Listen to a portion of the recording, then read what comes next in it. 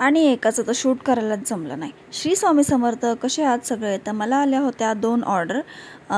जी सेकंडवाली होती ती खूप अशी अचानकवाली आली होती आणि ती म्हणजे ओळखीच्याच कस्टमरने दिली होती आणि त्यांना तो केक म्हणजे 200 रुपीजपर्यंतच हवा होता. खरं तर मी असं देत नाही कोणाला की एवढ्याचा तेवढ्याचा, जे नॉर्मल असतात बेंटो किंवा मग दुसरं कोणता हाफ KG असंच देत असते.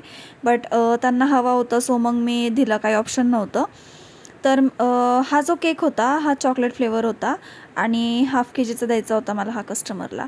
तर पूर्ण चॉकलेटमध्ये हवा होता त्यांना. आणि जसं मी तुम्हाला सांगितलं होतं आजच्या व्लॉग्समध्ये की ते जे माझं कस्टमर आहे ते केक फक्त खायलाच नेतात.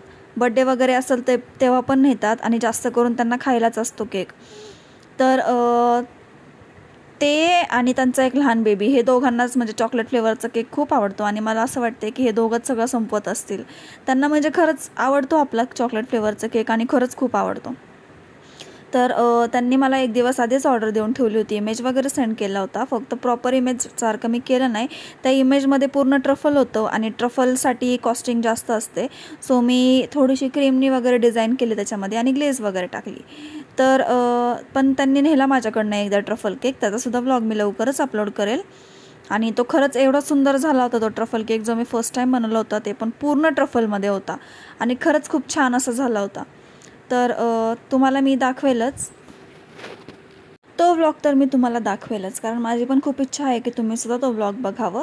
आणि ट्रफल बनवायचं पण मी तुम्हाला शिकवेलच, म्हणजे त्याचासुद्धा व्लॉग मी बनवणार आहे. पण काय होतं आहे ना की मला बॅक टू बॅक ऑर्डर्स आहेत आणि मला हे असे म्हणजे बाकीचे जे व्हिडिओ असतात जे मेन असतात की कोणत्या डिझाईनला कोणतं नोझल यूज करायचं, त्याचासुद्धा मला व्लॉग खूप दिवसापासून बनवायचं आहे. पण खरंच मला वेळ मिळत नाही आहे.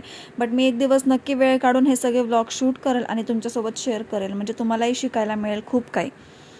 तर बेस पण किती छान झाला आहे, एकदम स्पॉन्जी वगैरे झाला आहे. आणि ही मी ब्राऊन क्रीम तयार करून घेतली होती. तर ही ब्राऊन क्रीम मी कशी तयार करते ते सांगते मी तुम्हाला. तर आपण जी ड्रिपिंग तयार करतो, जी ग्लेज असते, डार्क कंपाऊंड आणि मिल्क वगैरे मिक्स करून बनवतो, तर ती पण आपण व्हाईट क्रीम आपली जी असते नॉर्मल ती बीट करून घ्यायची आणि त्याच्यामध्ये हे ॲड करून परत बीट करून घ्यायचं. त्याने पण ब्राऊन क्रीम तयार होते. आणि जर तुम्हाला मिल्क वगैरे ॲड करून ग्लेजवालं नसेल करायचं, तर जसं आपण चॉकलेटसाठी फक्त डार्क कंपाऊंड मेल्ट करतो, तसं जरी तुम्ही मेल्ट करून फक्त व्हाईट क्रीममध्ये टाकून बीट करून घेतलं तरी पण म्हणजे क्रीमला खूप छान आणि एकदम चॉकलेटी टेस्ट येते. कलर पण छान असा ब्राऊन येतो, म्हणजे पूर्ण ती चॉकलेट क्रीम रेडी होते आणि खरंच खूप छान टेस्ट लागते. म्हणजे काही कसं करतात की ते टाकतात आणि स्पॅच्युलाने वगैरे मिक्स करतात, पण मी तसं मिक्स करत नाही, कारण त्याने प्रॉपरली मिक्स नाही होत. आणि तर मी बिटरने मिक्स करते. बिटरने कसं एकदम प्रॉपर मिक्स होतं, फिनिशिंग वगैरे छान येते आणि सगळं एकदम मस्त होतं.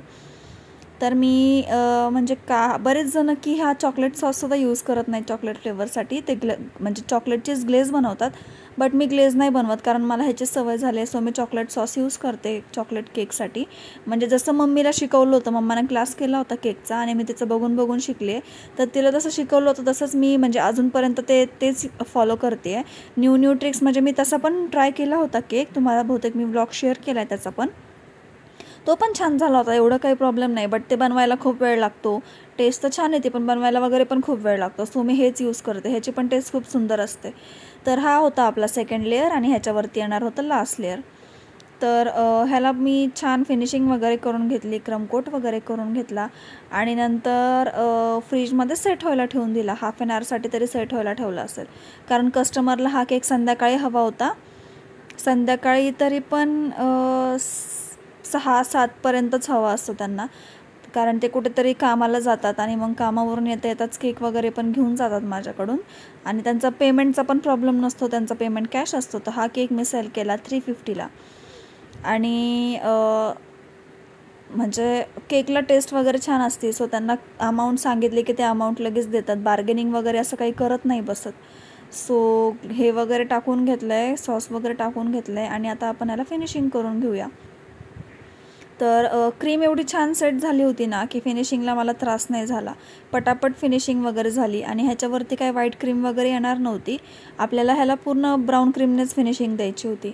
तर पहिलं तर मी वरतून लावून घेतलं, आधी मी साईडने लावून घ्यायचे मग वरतून लावायचे.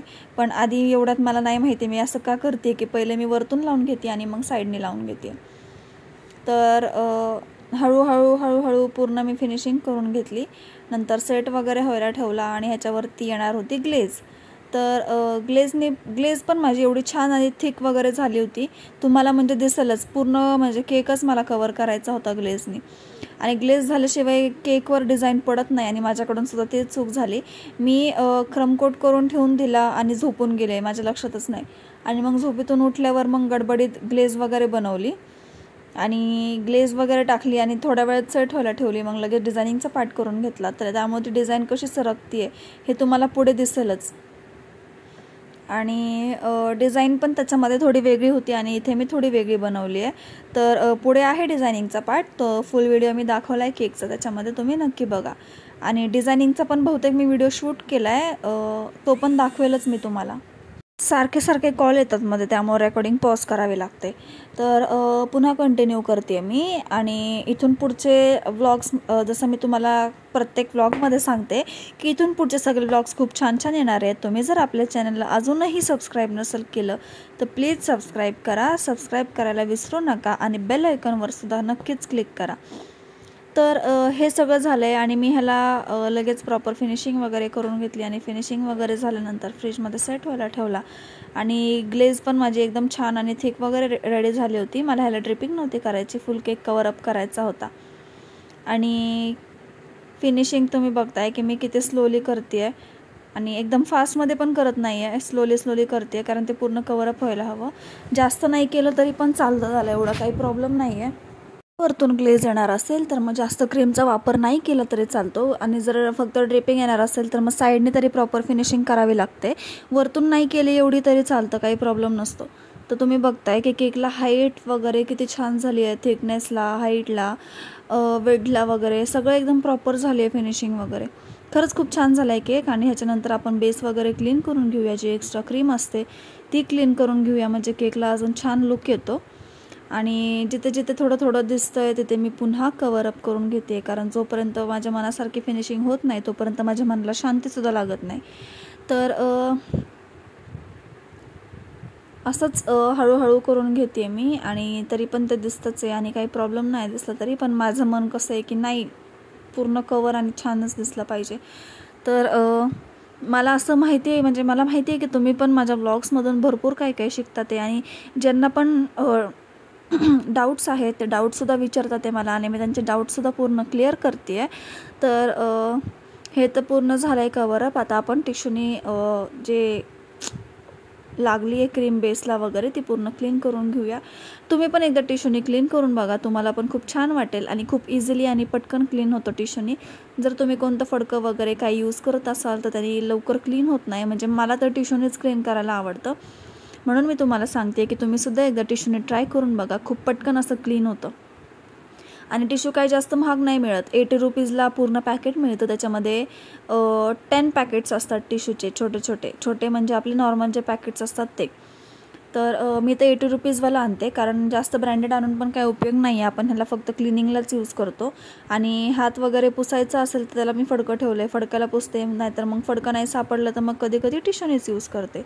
तर हे तर आपलं क्लिनिंग वगैरे झाले. आणि ग्लेजचा वगैरे पार्ट तर ह्याच्यामध्ये मी शूट नाही केला आहे, कारण मी गडबडीत होते खूप.